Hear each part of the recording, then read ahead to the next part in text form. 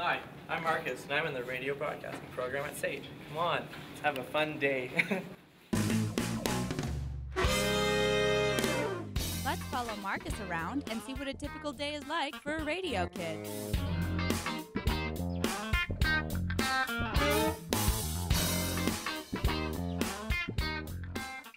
A typical day is we get here right on the C train usually around 7, and then Tim Hortons, and then yeah, just do some homework until class and stuff like that, and then work on all the different stuff, and then usually leave here about, depending on the day and depending on what work I do, probably 6 or something like that. Here we're doing our combo cast for Stuart, and basically what happens is we go into this program, and this is our cast, and each story is like a little thing, and then we just write our cast, and then in a couple of minutes we go and voice it in the studio. So that was my combo cast, and kind of messed up because my mouse, it auto scrolls and sometimes it stops and then it gets lost. It goes like this. My friend Craig in 2nd year, because he was in he was here in 1st year when I was at the Disney store, and that's when we met, and then he kind of told me to come to this school, and I was like, okay. Let's meet Craig and find out a little more about 2nd year. Very messy, like real radio station. 1st year, it's very, like I said, class and structured. 2nd year, we're running a station. I don't feel like I'm at school.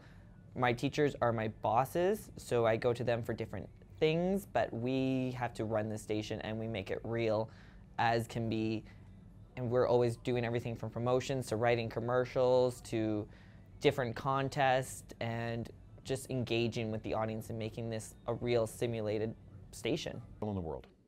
And I tell the 1st years every time that we're getting closer where you take over the station. And that's the buzz. Even when we dial it back to intake, which is the first time we meet the students, we tell them that this is a 2-year course, requires a lot of skill, writing, voicing, but the beauty is you get to run a radio station.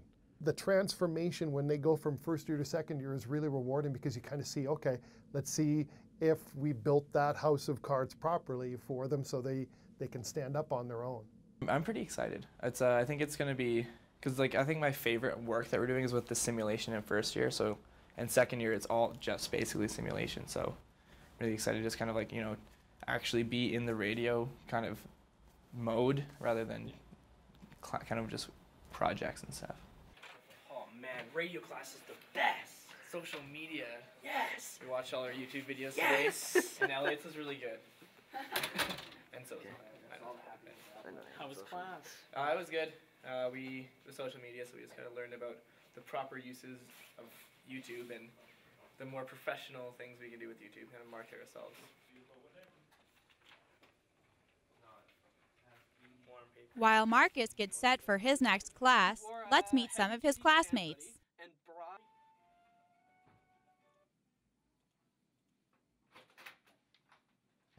I think what I really walk away with is everybody in the radio class, we're you have something in common with. It's been going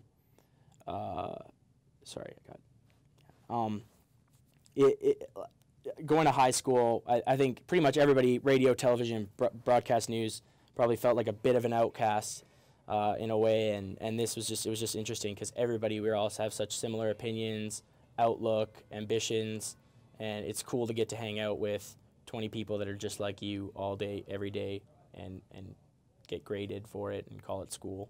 The first month into school, one of the kids who got really poor from lack of funds, having to buy all these textbooks, he's like, I really want to freaking smoke. I looked at him, you know what?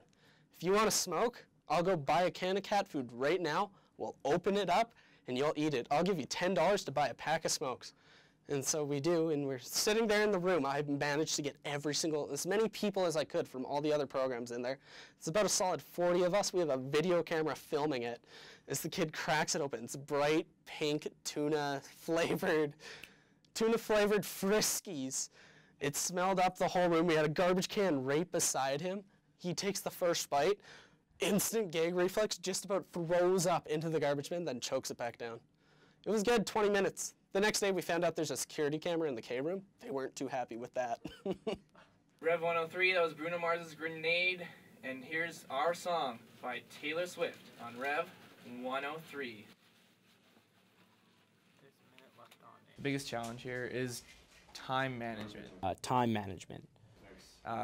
There's so much stuff, and they all assign it really early, but they don't they don't check up on you really. So right now all of this stuff is kind of piling on in these last few weeks. Would probably be the fact that it is a real radio station, and they're your classmates. We've become friends, but at the same time they're your co-workers, and sometimes you have to get a little stern with each other, and heads will butt.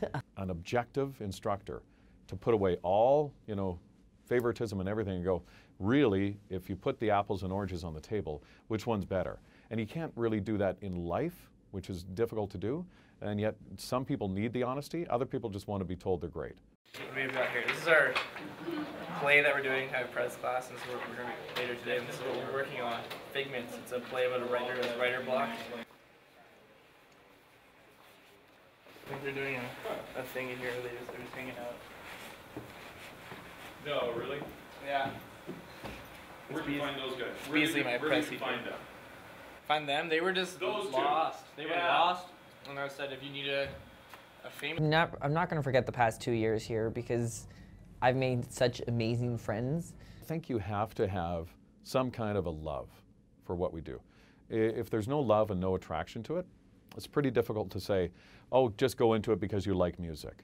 You have to have an acceptance here. You have to say there's something in us. I don't know what it is.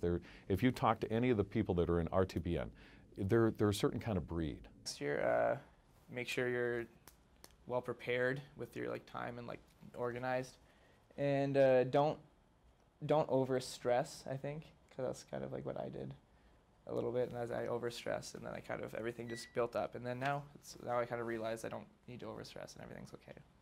All right, guys, thanks for following me around. Thanks for looking at all the life of a radio kid, but it's end of the day, time to go home and sleep. See you later.